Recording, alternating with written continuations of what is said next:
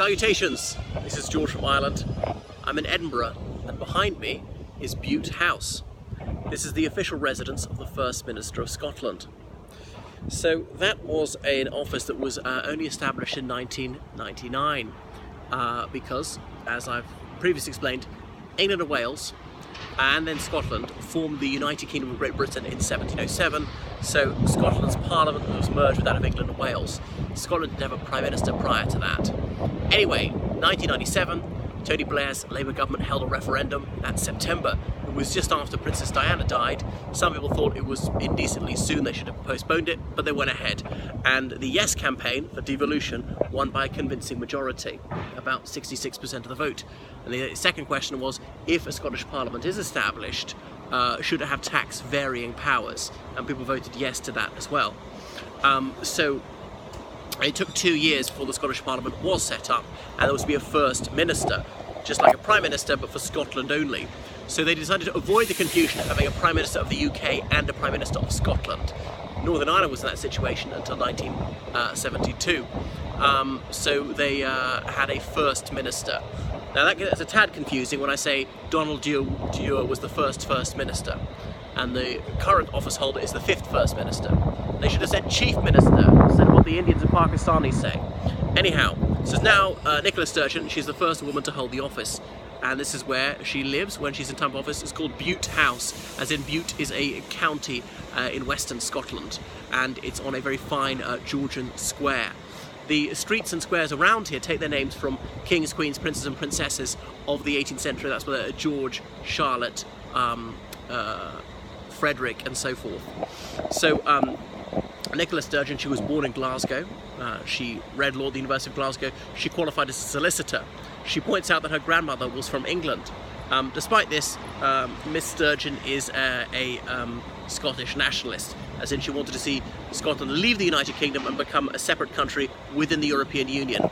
Independence within Europe was their oxymoronic slogan, the SNP. So the First Minister to hold this office, Donald Dewar, Labour man, he died in office, and he was succeeded by Henry McLeish, if memory serves, a decidedly uninspiring Labourite, and then by Jack McConnell, who was another Labourist. Then in 2007, the SNP won the elections to the Scottish Parliament for the first time by 1 seat, and they formed a minority government. They had some support from the Greens. That was Alex Salmond was their leader. So they were re-elected quite handsomely. 2014, he finally got the referendum that he wanted. They've been campaigning for 3 years in the build-up to a very long campaign, because the separatists started from quite a long way behind. As the SNP wanted separation, so did the Greens, and so indeed did the Scottish Socialist Party, who were minnows by that stage. And the opinion polls showed that the Yes campaign was quite far behind. However, they started to catch up. On polling day, the opinion polls showed that the No campaign would win 51 to 49. However, I thought that underestimated the No vote, because people were verbally abused for being pro-union by the cyber nats, as in ultra-nationalists who would subject them to bile on the internet. And so I forecast it. I said 55% will vote no, and I was dead on. How about that? I wouldn't say that about all my political forecasts. And so, having lost the referendum, Alex Salmond decided to stand down from politics. He had led the SNP for, oh my goodness, about 27 years at that point, with a hiatus from 2000 to 2004 in the middle. So then Nicola Sturgeon, she occupies this office. So they feel they've got a second bite of the cherry now, because then there was that Brexit vote in 2016, and the United Kingdom as a whole voted 52% to leave the European Union. However, Scotland, it was the most pro-EU country of the United Kingdom, voting something like 62% to stay within the European Union. So Nicola Sturgeon claims this gives her reason why there should be a second referendum on this. She vowed that there wouldn't be a never-ending. If Scotland voted to stay within the United Kingdom, she would accept that. The issue would be gone. Trouble is, that should really shoot at the SNP's fox. Why should the SNP exist? What's so special about it? Well, it's got kind of left-wing policies more so than Labour, and it's fairly strong. They could yet win the next Scottish parliamentary elections. Personally, I don't think so. They're doing fairly badly in the polls. The school results have been worse for 3 years. but I think that's actually reassuring, shows they're not rigged, there's no great inflation. And there are various headwinds on the horizon. But other problems with the SNP is it existed for about 90 years by the time of that referendum in 2014. So they still hadn't answered some basic questions. What will you do for defence and a currency, and not being allowed into the EU? The EU said we'd have to apply from scratch. If we ever allowed you, it'd take several years. The UK government said if Scotland leaves the United Kingdom, they're not allowed to use the pound sterling. Actually, I don't think they should be stopped.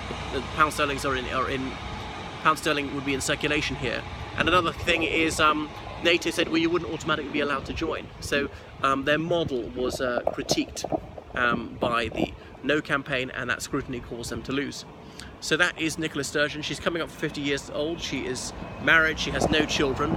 She said there was not a choice. She recently vouchsafed that she was pregnant a few years ago, but unfortunately had a miscarriage. So that is Bute House. Alex Salmond used to live there, and he said he was Scotland's leading Anglophile, hadn't worn he was a kilt since his little boy, was not into dressy nationalism.